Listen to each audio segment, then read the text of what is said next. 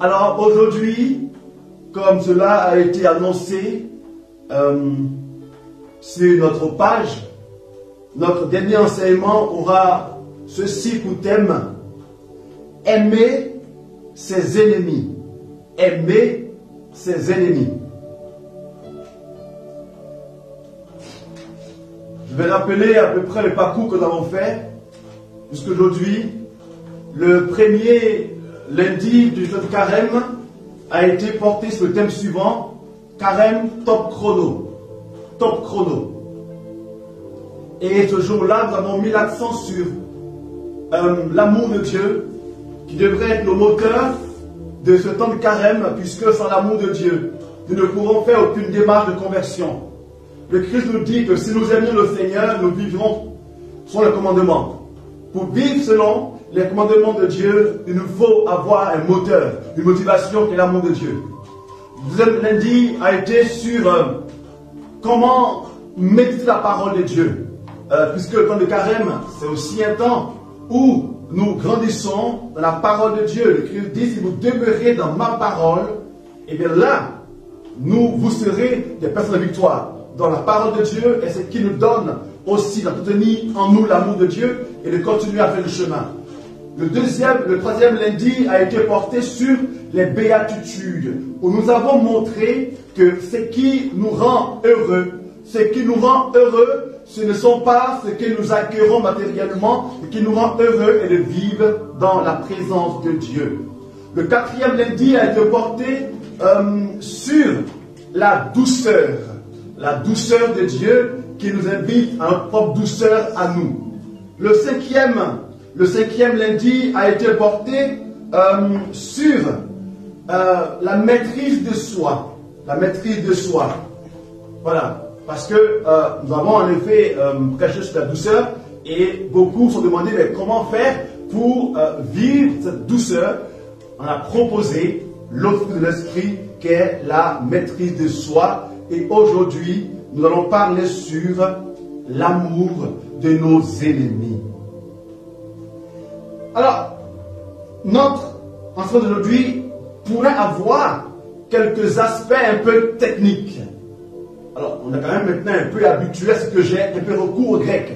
Aujourd'hui encore, nous allons avoir quelques recours encore au grec, parce que le grec, que la langue de laquelle le français, bien sûr, la Bible a été traduite en français, nous donne beaucoup de subtilité et de richesse que le français ou les autres langues n'ont pas. Alors, j'aimerais que nous puissions partir de ce texte-là important qui est Matthieu, le chapitre 5, les versets 43 à 48.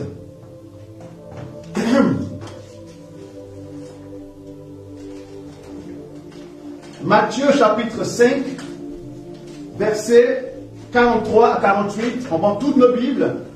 Nous allons entendre ce que le Seigneur nous dit sur l'amour des ennemis. Matthieu 5, 43 à 48. Maouti, à ton poste. Ici.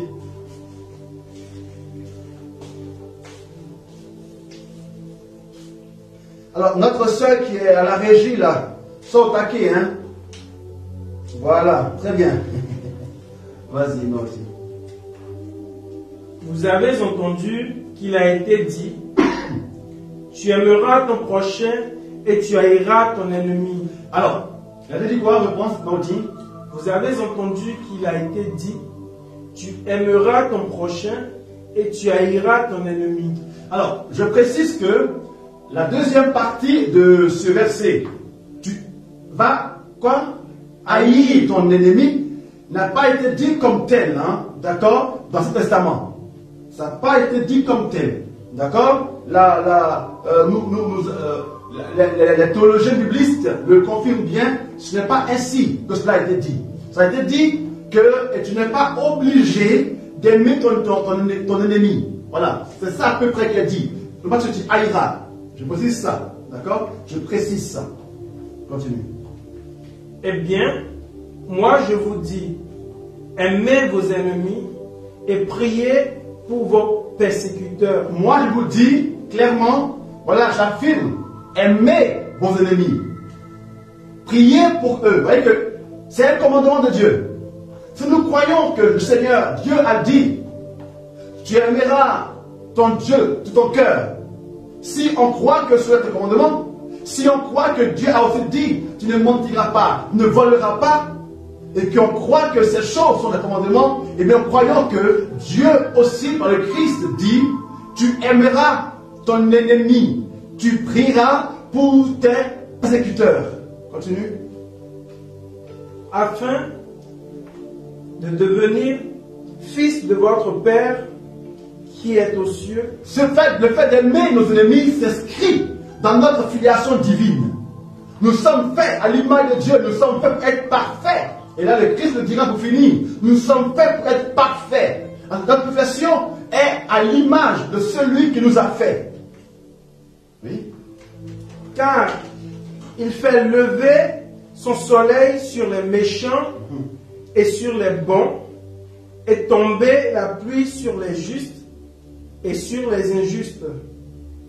Car si vous aimez ceux qui vous aiment, quelle récompense aurez-vous? Les publicains eux-mêmes n'en font-ils pas autant? Et si vous réservez vos saluts à vos frères, que faites-vous d'extraordinaire?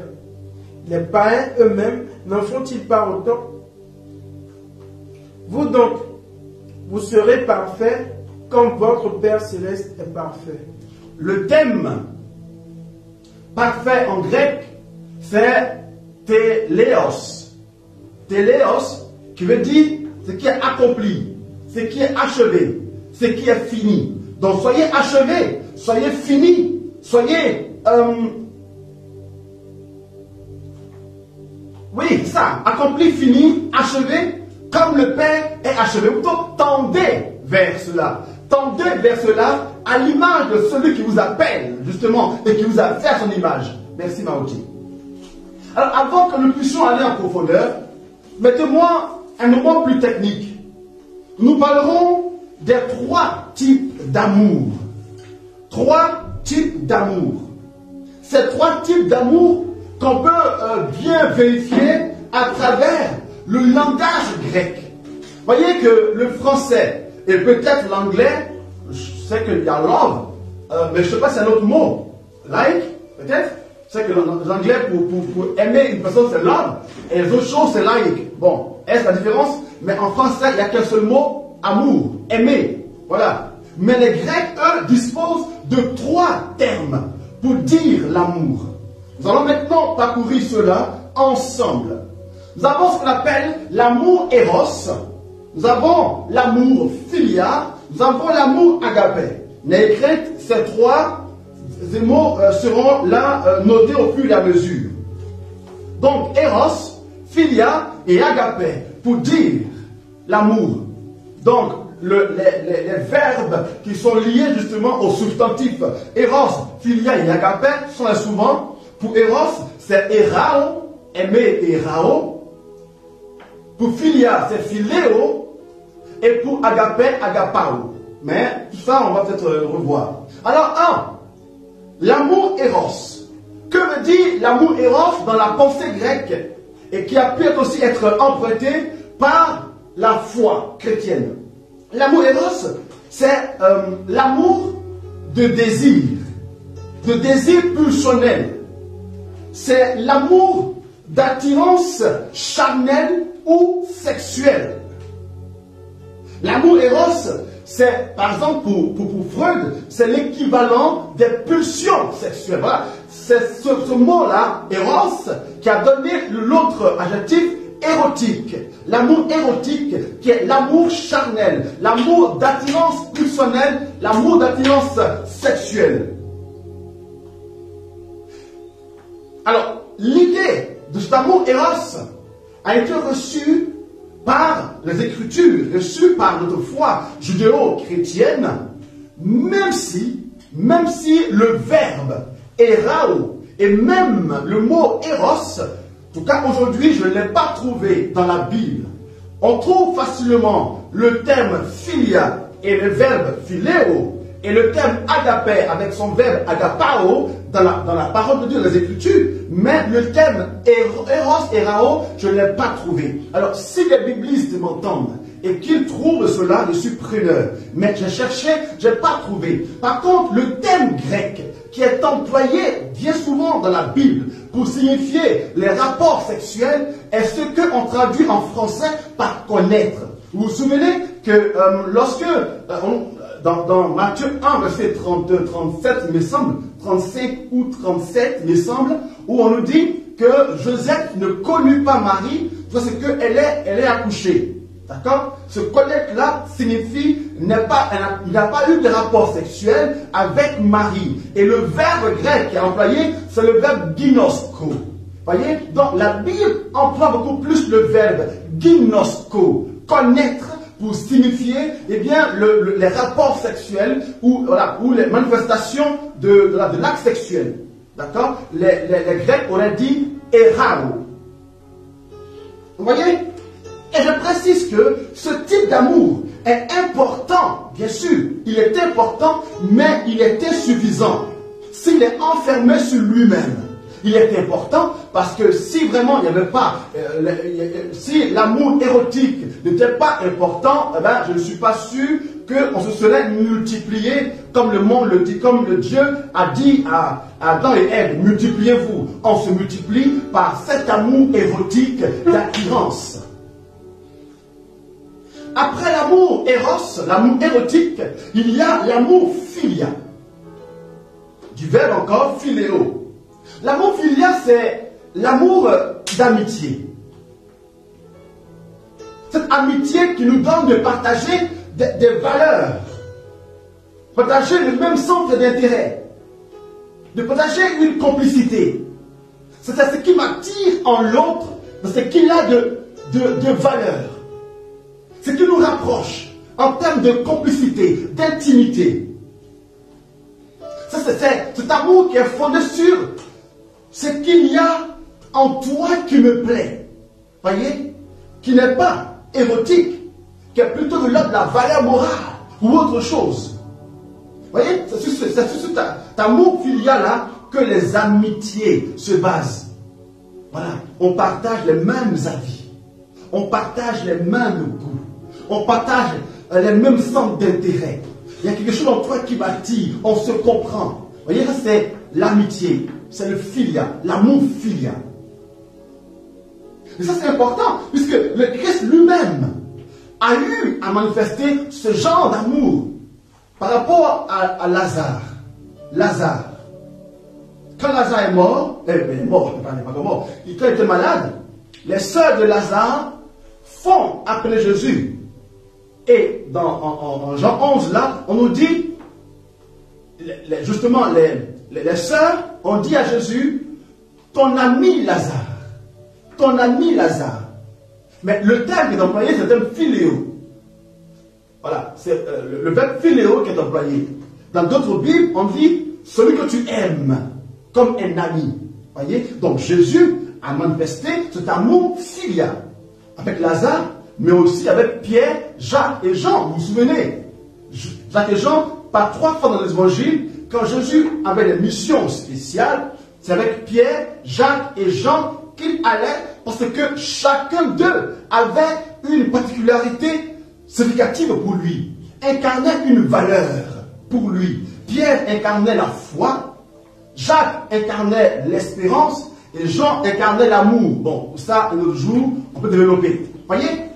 Comme pour dire que même lui, Jésus, sa vie était fondée sur les 3 vertus théologales dont Paul parlera plus tard.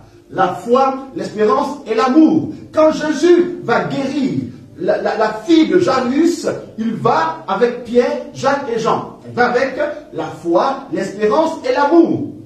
Quand Jésus va sur le mont Tabor pour être transfiguré, il va aussi avec Pierre, Jacques et Jean, comme pour dire que la transfiguration ne peut se faire qu'à partir de la foi, de l'espérance et de l'amour. Et pour revenir à Jairus, la vue des miracles ne peut être possible que parce que notre vie est fondée sur la foi, l'espérance et l'amour. Et une dernière fois, quand Jésus va aller à Gethsémani, pour aller pleurer, Demander à Dieu vraiment de le libérer de la souffrance qu'il voit. Là-bas encore, il va avec Pierre, Jacques et Jean. Comme pour dire que même là encore, au moment de la souffrance, il faut avoir comme ami l'espérance, la foi et l'amour. Donc Jésus a eu des amis. Mais même cet amour d'amitié n'est pas suffisant s'il est aussi enfermé sur lui-même, et on va voir ça plus tard.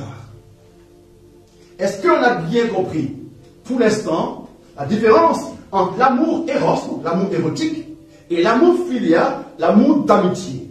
Est-ce qu'on a bien compris? Ok. Alors si on a bien compris cela, on va maintenant découvrir le troisième type d'amour qui est l'amour agapé. L'amour agapé qui est, oh bonne nouvelle, l'amour gratuit, l'amour inconditionnel, l'amour infini, l'amour justement qui n'a pas de borne, l'amour qui n'a pas de limite. Et c'est de cet amour-là, voilà, que Dieu nous aime. Alors cet amour-là, bien plus que l'amour éros et l'amour philia, eh bien c'est de cet amour-là que Dieu nous invite nous aussi à nous aimer les uns les autres. C'est vrai que nous avons à avoir un amour érotique, bien sûr pour ceux qui sont appelés à cela, avoir aussi un amour filial, mais bien plus avoir un amour agapé. Oui, Thierry.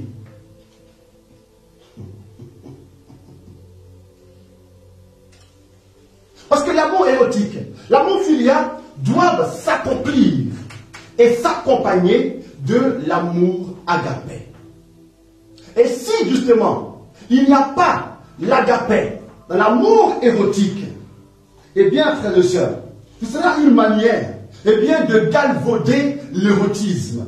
Et cet érotisme, c'est une manière justement de chosifier l'érotisme et de chosifier la personne avec qui cet amour érotique-là est vécu. Or, on sait que ça peut exister, que dans des couples, eh bien, il ne peut exister dans les couples qu'un amour purement érotique. Lorsque, toute la journée, monsieur, madame, toute la journée, vous vous battez, vous vous chamaillez, et que le seul moment où vous vous réconciliez, c'est au lit, et quand la nuit finit, vous vous chamaillez, et bien là, vous voyez que ça pose un vrai problème là.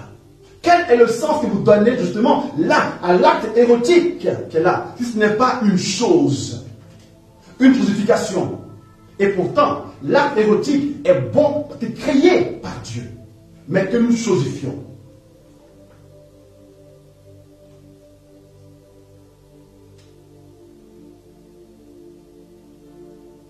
Lorsque un amour filial est aussi enfermé sur lui-même, c'est pas encore le vrai amour, car c'est un amour intéressé.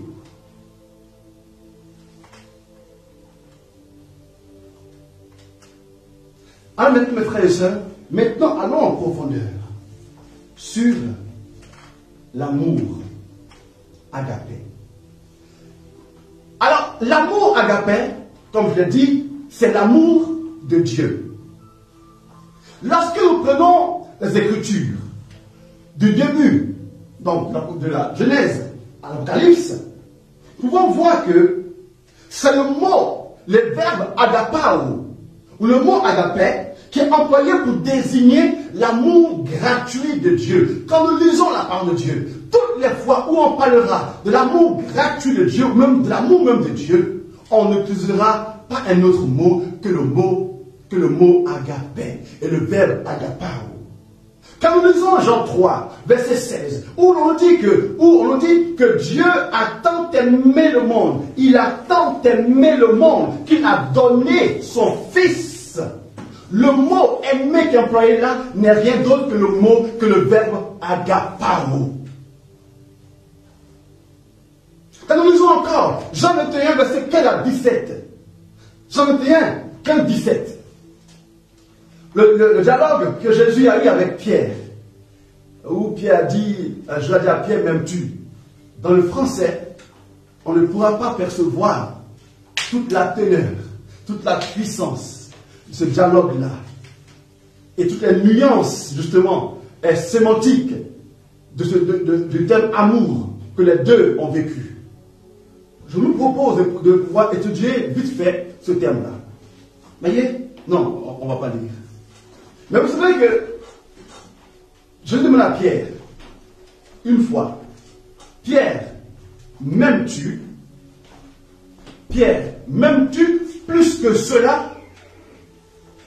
Le verbe que Jésus emploie, c'est le verbe agapao. Je vous dis à Pierre, Pierre, agapasme, d'accord? En grec, agapasme. Et Pierre lui répond, en français, c'est oui, je t'aime, en effet. Je t'aime. Mais on ne comprend pas. Le grec dit, alors que Jésus demande agapasme, Pierre lui répond en disant, bien sûr.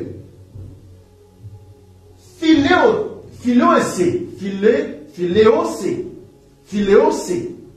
Je t'aime. Mais c'est un je t'aime, non pas en répondant à l'agapé de Jésus, mais avec le philéo, l'amour d'amitié. Comme vous dites, ouais, je t'aime bien. Pierre, même tu, comme il convient, un amour, il dit, ouais, je t'aime bien, comme un ami, quoi. Il dit, bon, mais c'est pas mal. Écoute, fais paître mes brebis, mes agneaux. Mais c'est pas encore ça. Alors, Pierre, je vais te la reposer. Pierre, agapasme. Pierre dit, ouais, philéosé. Bon. Il dit, bon, ok, c'est pas grave, c'est pas mal. Qu'on soit le berger de mes moutons. Mais, et la dernière fois, Jésus va reposer la même question à Pierre. Mais vu que les deux premières fois, Jésus demande à Pierre, agapasme, et que deux fois, Pierre répond, philéosé, Jésus a compris que Pierre n'est pas encore au niveau de l'amour puissant, de l'amour gratuit et inconditionnel. On sent que Pierre, eh bien, il suit Jésus parce qu'il y a à manger, parce qu'il y a du poisson, parce qu'il peut aller pêcher et dans la gueule, de la bouche du poisson, il pourra voir 2 pépites d'or qu'il pourra utiliser pour payer son impôt à lui et à Jésus. Voyez, du coup, Jésus, il baisse d'un cran et il se met au même niveau que Pierre. Alors là, il dit plus à Pierre, agapasme, mais il dit à Pierre, philesme,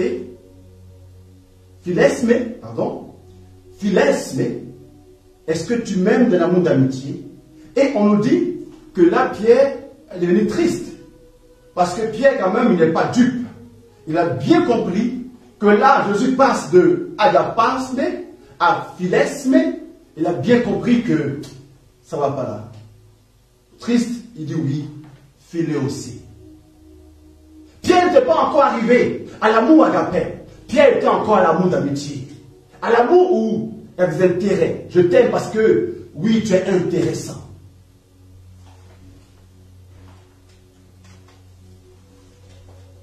Mais quand on lit aussi Éphésiens 5, verset 25, où Paul dira aux maris, Marie, aimez vos femmes. Marie, aimez vos femmes, comme le Christ a aimé l'Église. Comme le Christ a aimé l'Église, le verbe encore qu'on emploie pour définir le aimer en français, c'est agapé. Comme le Christ agapa, a aimé, agapé l'Église. Donc Dieu, le Christ, n'aime que d'un amour agapé, d'un amour gratuit.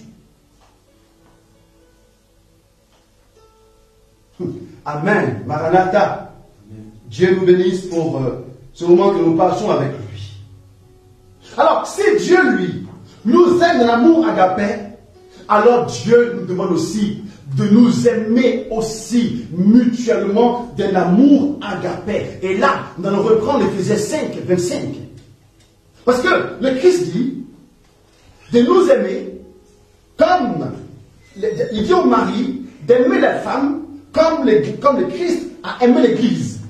Et autant on emploie le terme agapé pour signifier l'amour dont le Christ aime l'Église, c'est le même mot agapé qui est employé pour dire l'amour dont les maris doivent aimer leurs femmes. Cher mari, on nous dit que l'amour dont tu dois aimer ta femme, ce n'est pas d'un amour érotique où elle ne peut être là que pour te satisfaire. Même pas d'un amour filial où elle est une femme qui est au taquet, une femme qui est vigilante, une femme qui suit les choses. C'est important. Mais l'amour dont nous sommes appelés, dont vous êtes appelés, cher mari, à aimer votre femme, c'est l'amour gratuit, l'amour inconditionnel, l'amour de Dieu, l'amour agapé. Or, le mari symbolise ici toute l'humanité. Nous sommes tous appelés, à l'image de Christ, à aimer nos prochains de l'amour agapé. Parce que nous avons aussi Jean 15, verset 12. Le Christ dit, aimez-vous les uns les autres comme moi j'aime. Aimez-vous comme j'aime. Les deux aimer, c'est encore l'amour agapé. Aimez-vous de manière agapique. Bon, ça c'est un mot que je viens de créer, tout ça. Hein? L'amour agapique. Il faut tout ça dans votre soleil. Si un jour on emploie rien de tel que c'est le Père Étienne, le premier à avoir dit ce mot. L'amour agapique. S'il y a l'amour érotique, s'il y a l'amour fraternel, il y a bien l'amour agapique. Bon, ok. L'amour agapique, on va écrire ça. Pour le moment, on va utiliser ça. D'accord? L'amour agapique. Voilà. L'amour dont le Christ voudrait que nous puissions manifester à l'un et à l'autre et les uns aux autres, c'est l'amour agapé, comme le Christ. Jean 15, le verset 12. Et quand enfin nous prenons l'hymne à l'amour de Saint Paul dans 1 Corinthiens 13, non? L'amour ne t'assure. C'est l'amour agapé. Agapé. Non, là c'est en français, tu ne sauras pas. Il faut qu'on aille le grec pour comprendre ce que l'amour agapé. L'amour est ceci, l'amour est cela, ça ne dit pas de l'amour érotique, de l'amour filial, mais encore de l'amour agapé. Alors, si le Seigneur nous invite à l'amour agapé, alors maintenant ma question, mon troisième point, c'est comment nous aimer d'un amour agapé. Vous voyez que là encore, on n'est pas encore arrivé à l'amour des ennemis, hein? On va y arriver.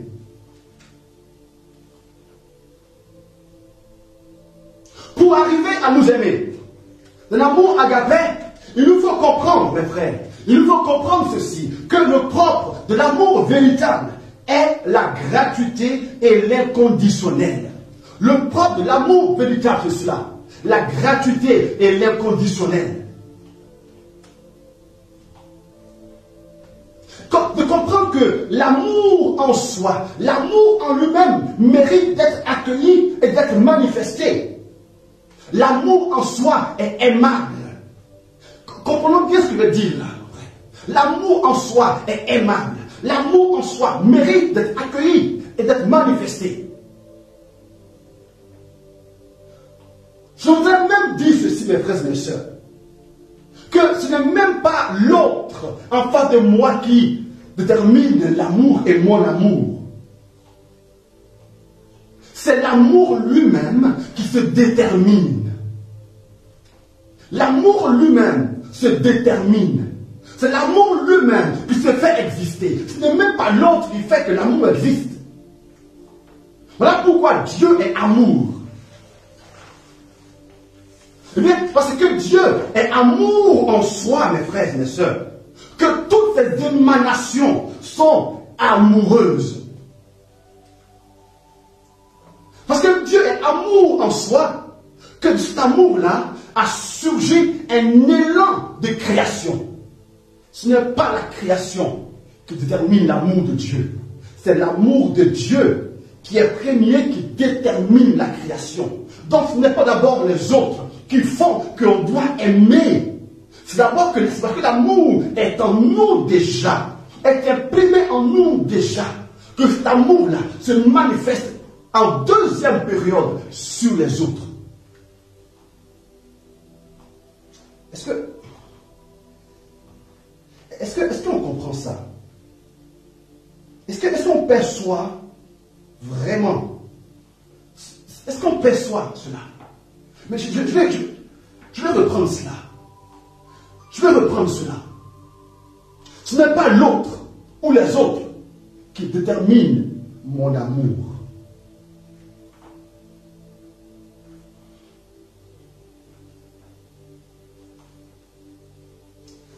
L'amour existe en soi.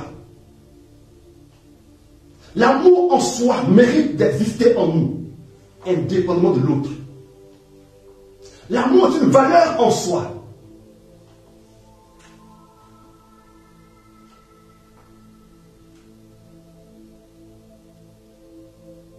C'est l'amour lui-même qui se détermine. Dieu est amour.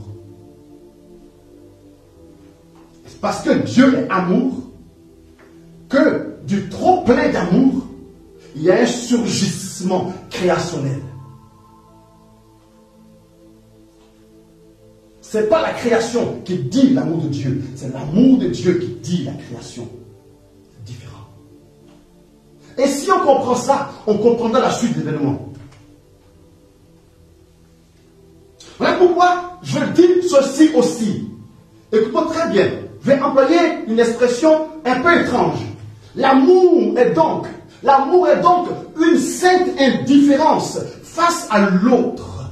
L'amour est une sainte indifférence face à l'autre. Ça veut dire quoi? Ça veut dire que face à l'autre, face à l'amour, pardon, il n'y a pas d'amis, il n'y a pas d'ennemis. Il y a l'amour tout court. Il y a l'autre tout court. L'amour est une sainte indifférence. Donc, on n'aime pas l'autre parce que on aime. C'est tout.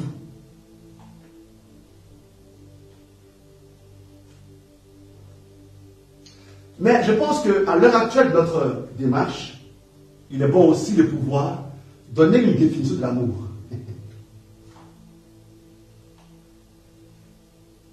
L'amour, selon moi, est un sentiment positif que nous portons en nous.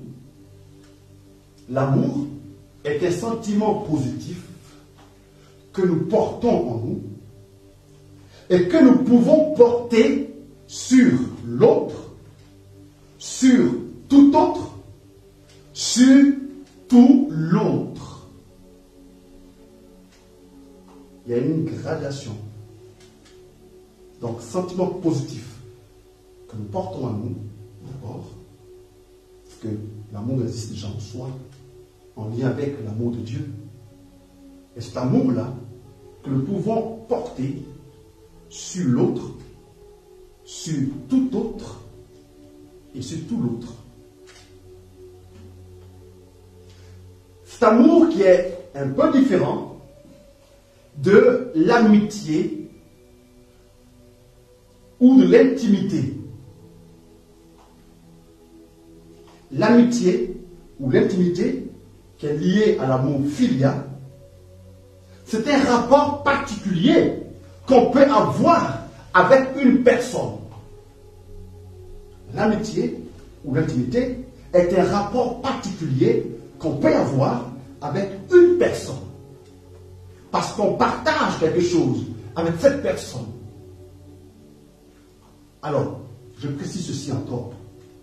Ce que le Seigneur attend de nous, ce n'est pas qu'on soit amis avec tout le monde, qu'on soit intime avec tout le monde, mais qu'on soit amoureux de tout le monde.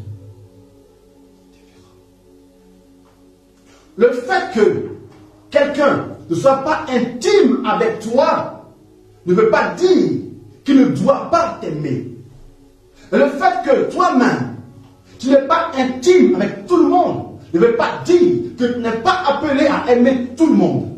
L'amour, c'est un regard positif posé sur tout le monde. Mais l'amitié, c'est un rapport particulier qu'on a avec quelqu'un. On ne peut pas être ami avec tout le monde, ce n'est pas possible. Et ce n'est même pas souhaitable. Alors, ce que Dieu demande que nous fassions maintenant avec nos ennemis, c'est pas être amis avec eux, mais les aimer. On ne demande pas d'être amis avec les ennemis, mais plutôt de les aimer. Alors, qu'est-ce qu'un ennemi? Un ennemi, c'est celui qui ne nous aime pas. Voilà. Celui qui ne nous veut pas du bien. C'est ça l'ennemi.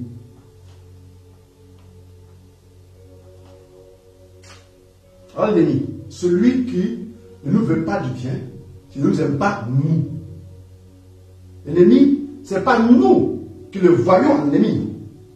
C'est lui qui nous voit en ennemi. Parce que nous, justement, on n'a pas le droit de voir quiconque en ennemi. D'accord? C'est bon pour la définition? Ok. Alors, pourquoi devons-nous aimer nos ennemis? On doit aimer nos ennemis d'abord, parce que, je l'ai dit, je le redis, parce que l'amour en soi, l'amour véritable, est gratuit et est inconditionnel. Et ce sont justement ces conditions de gratuité et de conditionnel qui déterminent l'amour véritable que nous portons en nous. Si vraiment nous disons que nous vivons selon le commandement de Dieu qui nous appelle à nous aimer de l'amour de Dieu, nous verrons cela véritablement lorsque nous jugerons qu'il n'y a point de raison d'aimer. Lorsque nous aimerons au-delà des raisons d'aimer, là, nous serons vraiment en train d'aimer.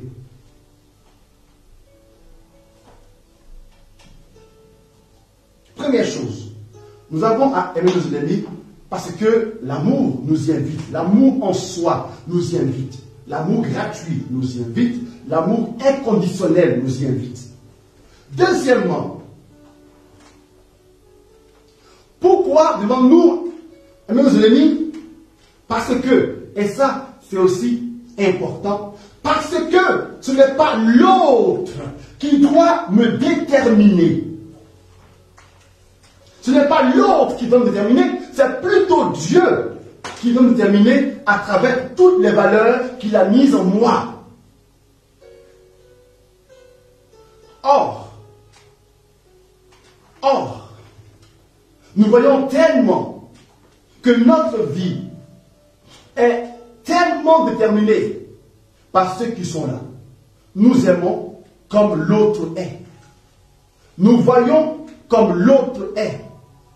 Nous sommes comme l'autre est. Et notre vie est un perpétuel changement. Nous changeons au gré de l'autre. Nous changeons au gré de ce que l'autre est ou n'est pas.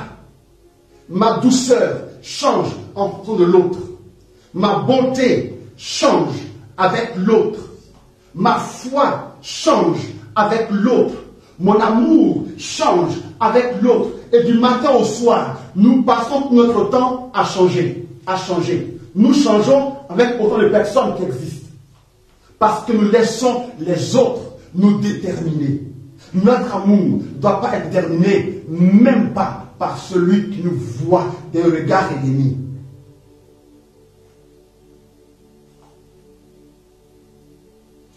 Voilà pourquoi j'accueille l'apôtre Paul quand il dit dans 2 Thessaloniciens 3, verset 13, il dit, ne vous lassez pas de faire du bien.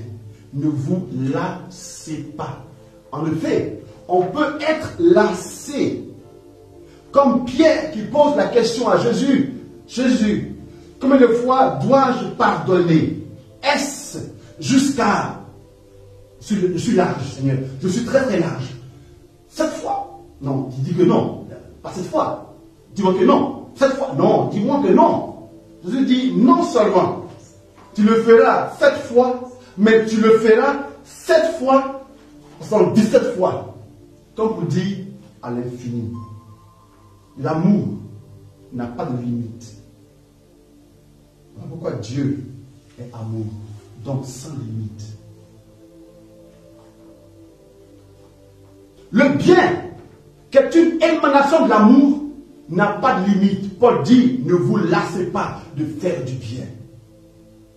On sait que l'ennemi justement est celui qui nous veut du mal. Et même avec lui, on demande de ne pas se lasser de faire du bien. Waouh! Donc, je reprends premièrement, on doit aimer nos ennemis parce que l'amour est inconditionnel et gratuit. Deuxièmement, on doit aimer parce que ce n'est pas l'autre qui doit nous déterminer.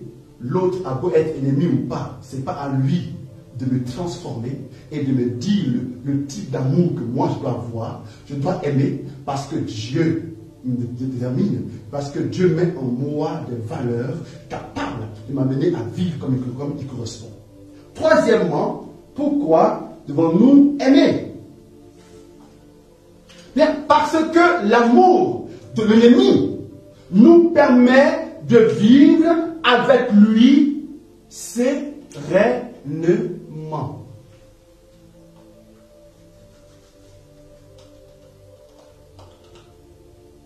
Donc l'amour de l'ennemi est pour aussi notre propre bien. Nous permet de vivre avec lui sereinement. Parce que mes frères, quelquefois, on prie et on voudrait que Dieu éloigne de nous nos ennemis. Ce n'est pas possible. Il y a des prières qu'il ne faudrait pas faire. Parce que ce ne sera pas possible. Ton patron n'ira pas loin de toi. Ton frère qui t'en veut n'ira pas loin de toi. Ton collègue n'ira pas loin de toi. Et même mieux, si ton collègue était à 10 mètres de toi dans le bureau, parce que tu as prié le Seigneur, pour que devant de toi, vont le mettre même à 1 mètre de toi.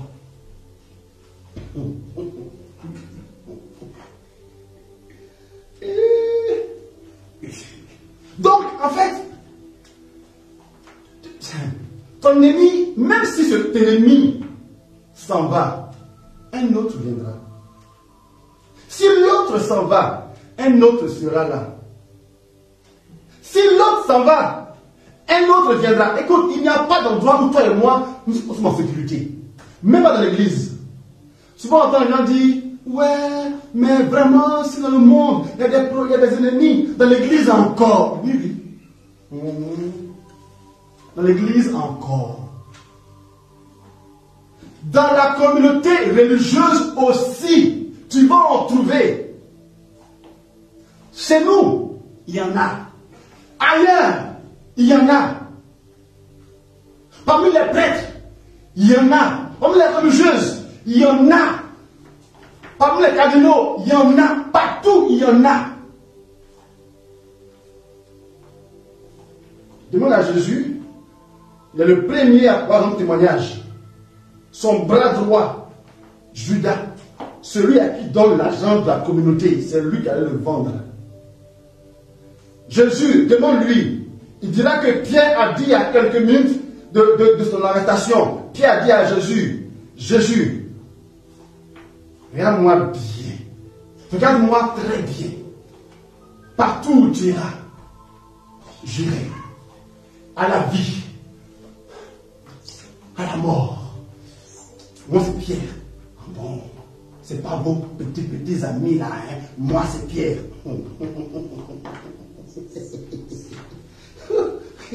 Non, non, non. Et moi, mes frères, je veux rendre grâce à Dieu pour mes frères de la communauté des enfants de Padre Pio. Ça fait 21 ans que je suis en communauté. Et ces frères-là ont été mes meilleurs enseignants. Vous voyez, Dieu nous enseigne en théorie, mais aussi nous enseigne surtout en pratique. À l'école, on nous apprend que ce qu'on apprend au cours n'est que 20% ce qu'on a à apprendre après. C'est vrai. Cet enseignement-là, que je donne maintenant, cet enseignement n'a que 20%, ou même moins, de ce que tu as à savoir. Mais c'est dans l'expérience concrète, pratique, de relation avec les frères, avec les autres, que le vrai enseignement se manifeste.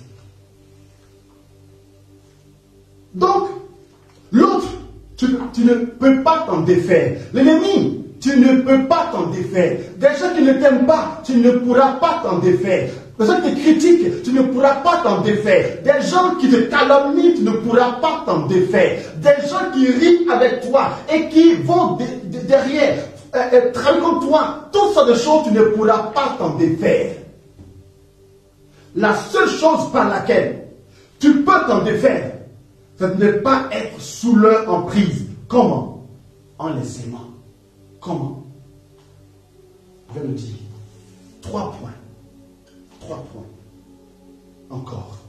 3 points qui montrent que c'est l'amour d'ennemi qui nous donne de vivre avec eux sereinement. 3 points. Premier point, l'amour de l'ennemi nous permet de l'accueillir tel qu'il est. L'amour de l'ennemi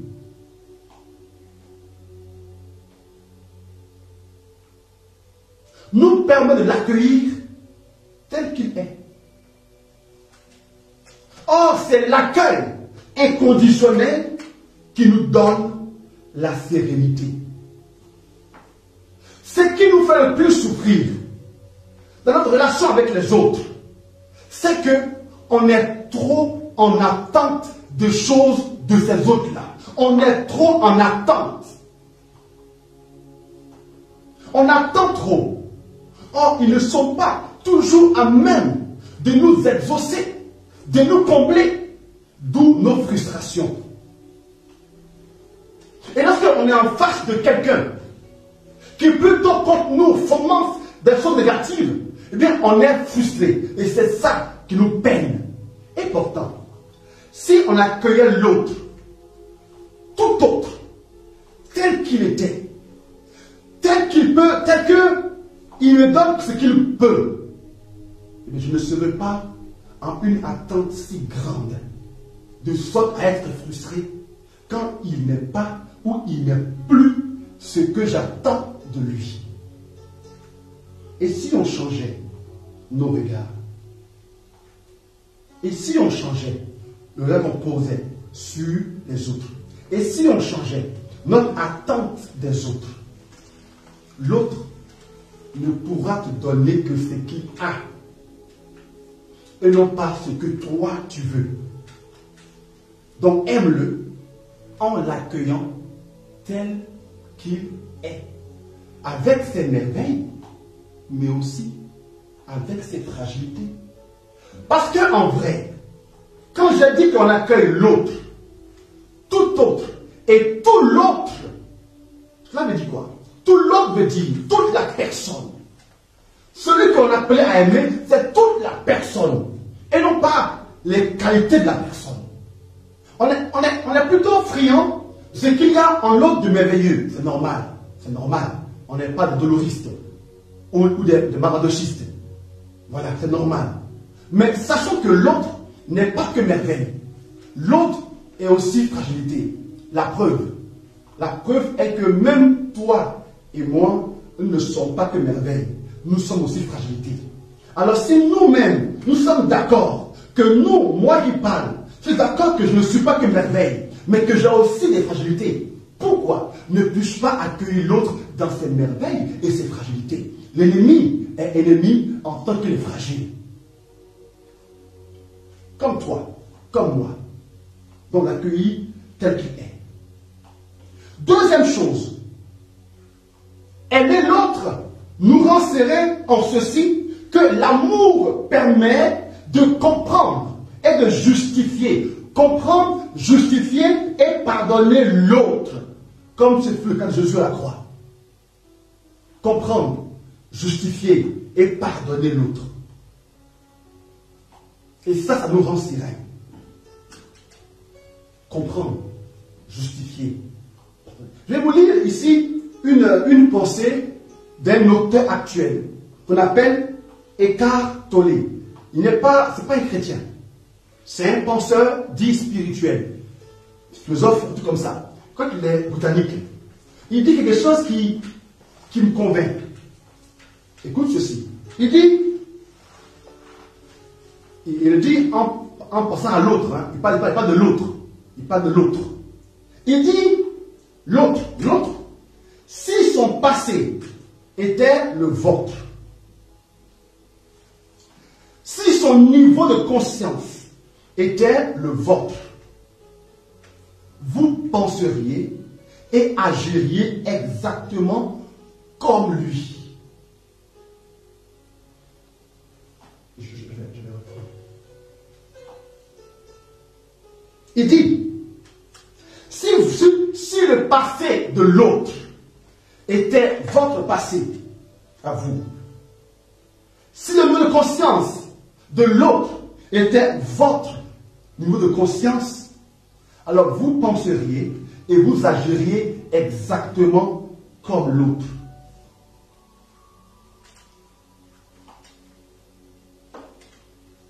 Avec cette prise de conscience viennent le pardon, la compassion et la paix. C'est même pas un chrétien qui dit ça. C'est pas un chrétien. Il dit que ce que les autres sont aujourd'hui peut être déterminé par leur histoire, par leur passé, par leurs blessures. De sorte que nous pouvons prendre du recul et poser un regard sur l'autre, de sorte à se dire que peut-être que c'est ainsi aujourd'hui, sa vie actuelle peut s'enraciner dans son histoire, dans son passé. Et là, on peut le justifier. Mais n'est-ce pas comme Jésus, non? Qui dit à la croix, ô Père, pardonne-leur. Père, pardonne-leur, car ils ne savent pas ce qu'ils font. S'ils savaient ce qu'ils faisaient, ils ne feraient pas ceci. Mes frères et mes sœurs, j'ai vu un film il n'y a pas longtemps, où une femme mariée, amoureuse de son mari, avec 2 enfants, eh bien, elle avait une addiction au sexe, au point où elle n'était plus satisfaite qu'avec son mari, et était obligée d'aller voir aussi ailleurs. D'aller voir ailleurs. Et pourtant, elle sentait que c'était mal. Elle voulait arrêter, mais sans le pouvoir. Mais heureusement qu'une psychologue l'avait accompagnée et l'a aidée à être dans un groupe de parole. Et en fait, son passé révèle que quand elle était encore plus jeune, elle a été violée. Et ce viol-là a déterminé et a chamboulé sa sexualité. Quand elle en parlait, et que par un acte de guérison psychologique, cela a été fait, elle est revenue normale. Je pense, je crois, que notre vie peut être beaucoup blessée. Beaucoup de ceux qu'aujourd'hui on appelle des serial killers, quand on va peut-être scruter la vie, on verra qu'ils ont eu une vie blessée. Une vie blessée. Et nos blessures peuvent commencer depuis le ventre de notre mère. Là, aujourd'hui, par la grâce de Dieu, j'écoute une personne dont la vie a été beaucoup blessée depuis le ventre de sa mère. Imaginez-vous quelqu'un qu'on veut avorter avec des moyens très basiques, où on prend un bout de bois pour pouvoir tuer l'enfant. Et ça, ce n'est rien par rapport à ce qu'elle a vécu toute sa vie. Quand j'ai fini d'écouter cela, j'ai dû tout laisser. J'ai dû tout laisser pour aller me poser un peu et réfléchir. Ça m'a assommé. Ça m'a assommé qu'on puisse s'oublier. Car toute sa vie, des souffrances. Et je dis que Dieu est avec cette personne.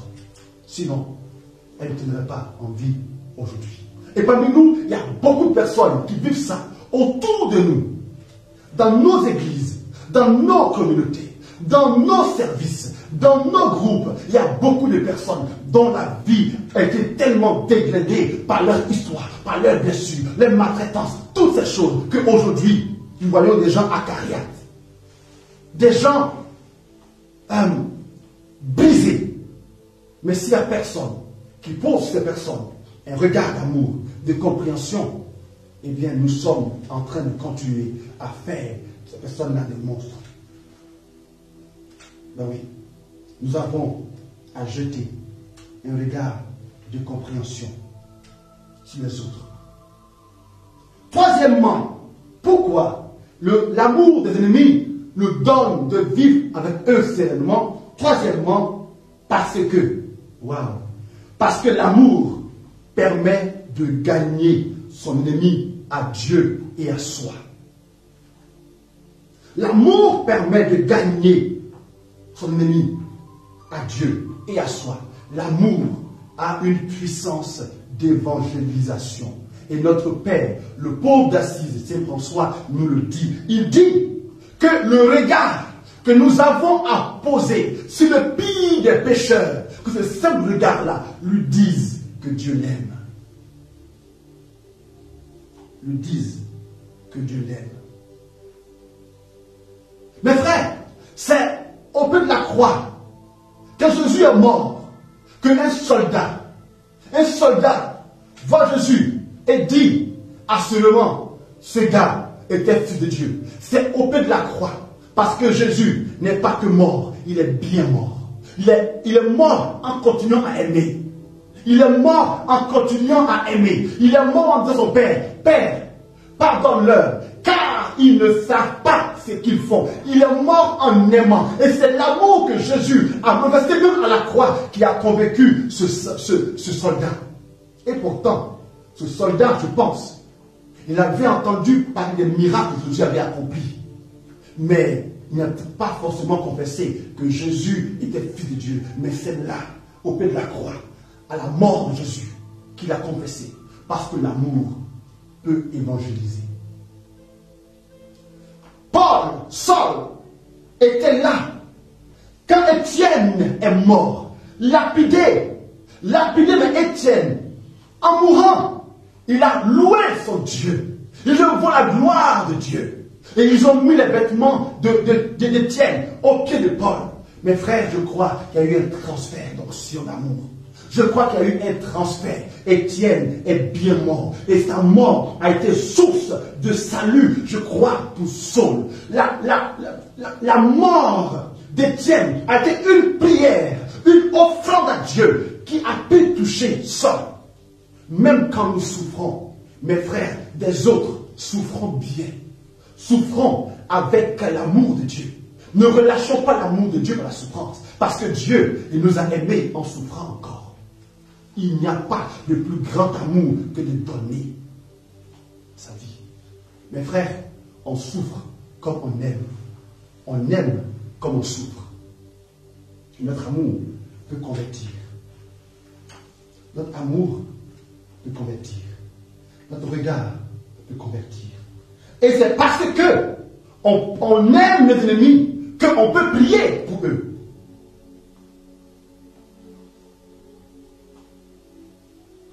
Et un autre élément lié à cet amour qui gagne l'autre est que, en aimant celui qui ne nous aime pas ou qui n'aime pas, on lui montre autre chose que la haine.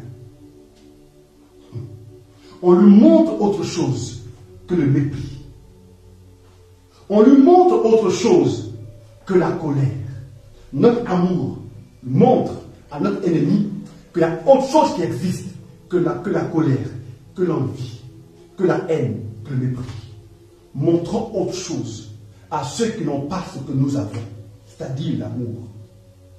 Et notre amour peut les guérir.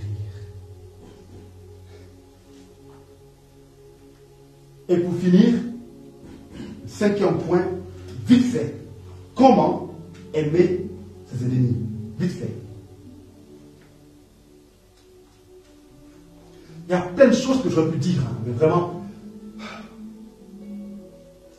Comment aimer ses ennemis? D'abord, accueillir tout ce que je viens de dire. Accueillir tout ça et croire en tout ce que je viens de dire. Croire que tout ce que je viens de dire est peut-être pas faux. Et accueillir déjà ça. Accueillir la parole d'amour de Dieu. Voilà, déjà ça. Deuxième chose, si on veut aimer les ennemis, eh bien il faut le décider. Aimer aussi est de l'ordre de la décision parce que l'amour ne va pas toujours aller de soi. L'amour ne sera pas toujours un sentiment qui va être dans notre cœur. L'amour, quelquefois, il faut aller l'arracher. Il faut décider d'aimer. Car ce ne sera pas toujours facile. Surtout quand on est en face de quelqu'un qui nous montre qu'il va nous tuer. Qui va nous faire du mal. Surtout quand on est en face de quelqu'un qui nous calomnie. Il faut décider. Troisièmement, pour aimer l'autre, il faut prier. Pour demander à Dieu de nous guérir de ce qui nous blesse chez l'autre. Parce que oui, l'autre peut nous blesser puisque nous sommes des humains. Il est fragile. Il peut nous blesser.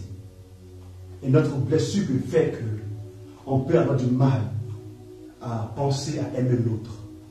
Et bien, après qu'on ait décidé d'aimer l'autre, à cause de tout ce que je viens de dire, demandons au Seigneur qu'il nous guérisse de ce qui nous a blessés chez l'autre.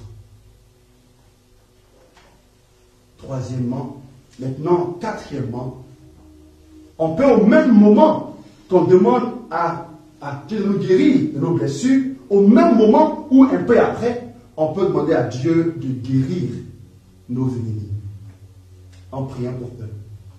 De guérir nos ennemis en priant pour eux. Et l'ordre du Seigneur est clair. Il dit priez pour vos ennemis. Et enfin, cinquièmement, qui est aussi un moment important et pratique, est que au moment opportun, faire une démarche vers nos ennemis. Voilà, chers frères et sœurs.